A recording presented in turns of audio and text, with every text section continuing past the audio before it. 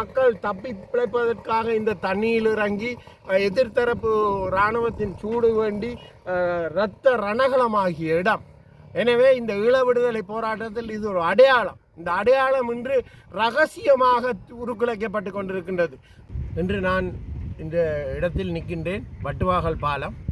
இது எங்களோட 2009 எங்களது 30 வருட கால ஈழ விடுதலை போராட்டம் முற்று பெற்ற ஒரு இடம். இந்த இடத்தில்தான் சர்வதேச நாடுகளின் துரோகத்தனங்களாலும் அவர்களின் குழி பறிப்புகளாலும் நமது ஈழ விடுதலை போராட்டம் முற்று பெற்ற ஒரு இடம். இந்த இடம் இன்று உருக்குலைக்கப்பட்டு கொண்டு வருகின்றது. அதான் எங்களுக்குரிய பிரச்சனை.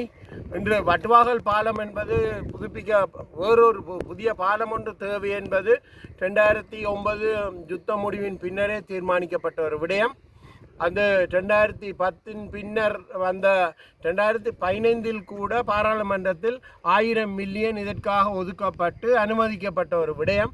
ஆனால் அந்த நேரம் அது அனுமதிக்கப்பட்ட பொழுது அந்த முல்லைத்தீவின் அந்த மூலை தொடக்கத்தில் இருந்து இந்த முடிவு காண எந்தவித சிதைவும் இந்த பாலத்துக்கு இல்லாமல் செய்வதாகத்தான் அந்த தீர்மானம் பாராளுமன்றத்தில் கொண்டு வரப்பட்டிருந்தது.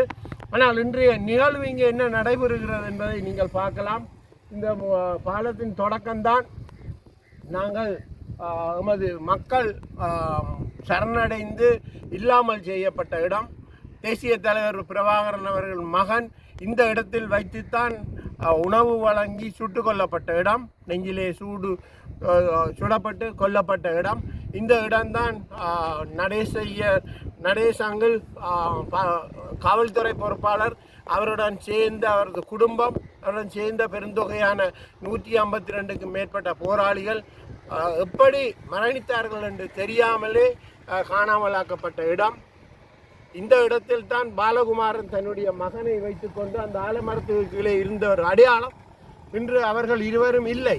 சிறுவனாக இருந்தும் அவரும் இல்லை, அவரது தகப்பனும் இன்று இல்லை, காணாமலாக்கப்பட்ட இடம். அது மட்டுமல்ல, இந்த இடத்தில் தான் நமது மக்கள் தப்பி பிழைப்பதற்காக இந்த தண்ணியில் இறங்கி எதிர்த்தரப்பு இராணுவத்தின் சூடு வேண்டி இரத்த ரணகலமாகிய இடம். எனவே இந்த ஈழ விடுதலை போராட்டத்தில் இது ஒரு அடையாளம். இந்த அடையாளம் இன்று ரகசியமாக உருக்குலைக்கப்பட்டு கொண்டிருக்கின்றது. ராஜபக்ச காலத்தில் வெளிப்படையாக நமது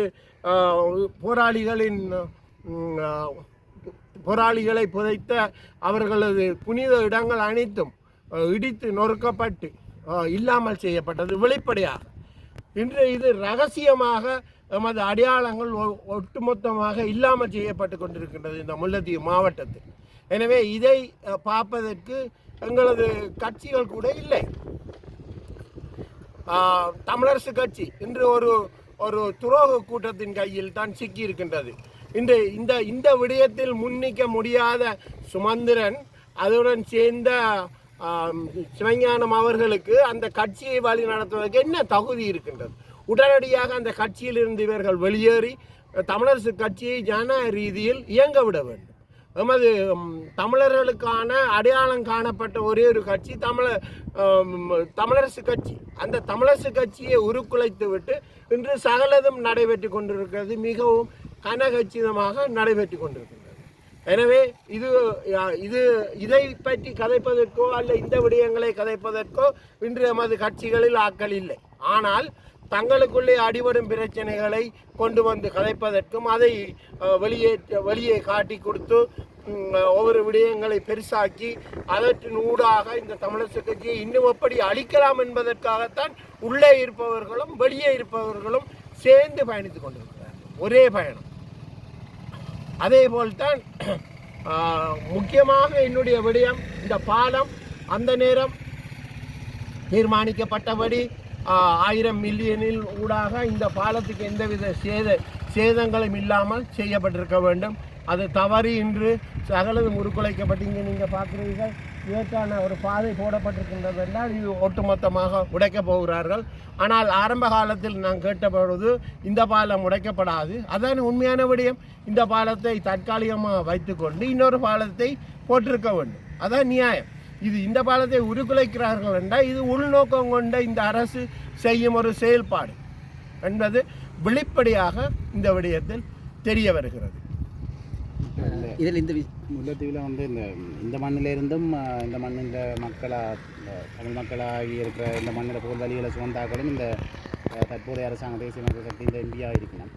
அவையில் இது தொடர்பாக அவையின் நிலப்பாடுகள் பேசாமல் மௌனமாக இருக்கிற தொடர்பாக உங்கள் கருத்து? உண்மையாக தேசிய மக்கள் சக்தி இந்த மண்ணில் வெற்றி கொண்டது தேசிய மக்கள் சக்தியின் வீறு கொண்ட எழில் நடிகால் அல்ல. அவர்கள் வெற்றி கொண்டது எமது மக்களுக்கு சரியான ஒரு அடையாளத்தை காட்டுவதற்கு ஒரு கட்சி இல்லாமல் போனதுதான் வந்த விடயம். ஒரு சில தற்குறிகள் போல் இருந்து தாங்கள் மட்டும் வெல்ல வேண்டும் என்பதற்காக ஒட்டுமொத்த வன்னியில் ஒட்டுமொத்த ஆசனங்களும் தமிழர்கள் கையில் தான் இதுவரை காலம் இருந்தது. இன்று அது ஒரு சிங்கள கட்சிக்கு முழுமையாக செல்கிறது என்றால் அது ஏன்? மக்களுக்கு இவர்களிடம் விரும்பியவர்கள் போடவில்லை.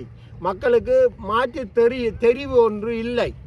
எமது கட்சிகளில் தமிழர்களில் இருந்தவர்களே துரோகிகளாக மாறிய பின் இவர்களுக்கு போடுவதை விட முக்கியமாக சுமந்திரனை நேரடியாக சொல்லலாம். சுமந்திரனுக்கு சரியான பாடங்கள் மக்கள் கொடுத்திருக்கிறார்கள். நமது தமிழரசு கட்சியில் சுமந்திரன் தோற்கடிக்கப்பட்ட ஒரு ஆள். கட்சி தேர்தலில் மீண்டும் அவர் பாராளுமன்ற தேர்தலில் பலரை 7-8 பேரை இறக்கி அவர்களின் வாக்களை வைத்துக்கொண்டு தான் வரலாம் என்ற ஒரு நப்பாசையில் தேர்தலில் இறங்கியிருந்தார் சுமந்திரன் அவர்கள். சுமந்திரன் இறங்கி என்ன செய்தார்? படுதோல்வி அடைந்தார். எனவே 2வது தோல்வி. 3வது பிரதேச சபையில் அவரது வட்டாரம் படுதோல்வி அடைந்தது. தமிழரசு கட்சி படுதோல்வி. அவர் ஒரு சுயேட்சையிடம் தோற்றிருந்தார். எனவே 3 தோல்விகள் உங்களுக்கு தரப்பட்டிருக்கின்றது. இன்று இந்த கட்சியை நடத்துவது என்ற ஒரு ரகசிய நிகழ்ச்சி நிரலில் ஒரு கட்சிக்கு எதிராக, தமிழரசு கட்சிக்கு எதிராக ஒரு வழக்கை தாக்கல் செய்து அதை முடக்கி வைத்து கொண்டு இப்படியான விடயங்களை கட்சியை கையில் வைத்து கொண்டு தேவையான விடயங்களை செய்யாமல் நீங்கள் செயற்படுவது சரியானது அல்ல. தந்தை செல்வா நினைவு நிகழ்வு நான் பார்த்தேன் யாழ்ப்பாணத்தில். யார்? ஜிஎல் பீரிஸ் 2010ஆம் ஆண்டு ஏப்ரலில், அதாவது அவர்தான் வெளிநாட்டு அலுவல்கள் அமைச்சராக பொறுப்படுத்தி 5 வருடங்கள் இருந்தார். யுத்தம் உருக்குலைக்கப்பட்ட பின் வந்த ஒருவர். எமக்கான சகல ஒரு இனப்படுகொலை இடம்பெற்ற ஒரு இடம் இது. இந்த இனப்படுகொலை நடைபெற்றதையே இல்லாமல் காட்டி ஐநா சபையில் இனப்படுகொலையே இல்லை என்பதற்கு அடையாளமாக நின்று குரல் கொடுத்து எங்களை உருக்குலைத்தோரால் தான் ஜிஎல் பீரிஸ். அவரை இன்று சுமந்திரன் அழைத்து வந்து யாழ்ப்பாணத்தில் ஒரு நிகழ்வு நடத்தி, அதுவும் அவர் எமது ஒரு தலைவன், தூய்மையான ஒரு தலைவனுக்கு நிகழ்வு செய்கிறீர்கள் என்றால் நீங்கள் எவ்வளவு தூரம் வெள்ளையடிக்கிறீர்கள்? நீங்களே போய் சிந்தித்து பாருங்கள். நீங்கள் செய்வது சரியான.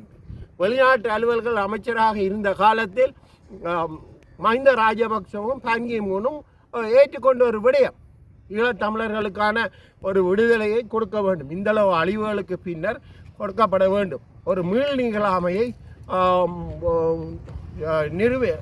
நிகழாமையை உறுதிப்படுத்த வேண்டும். 2வது.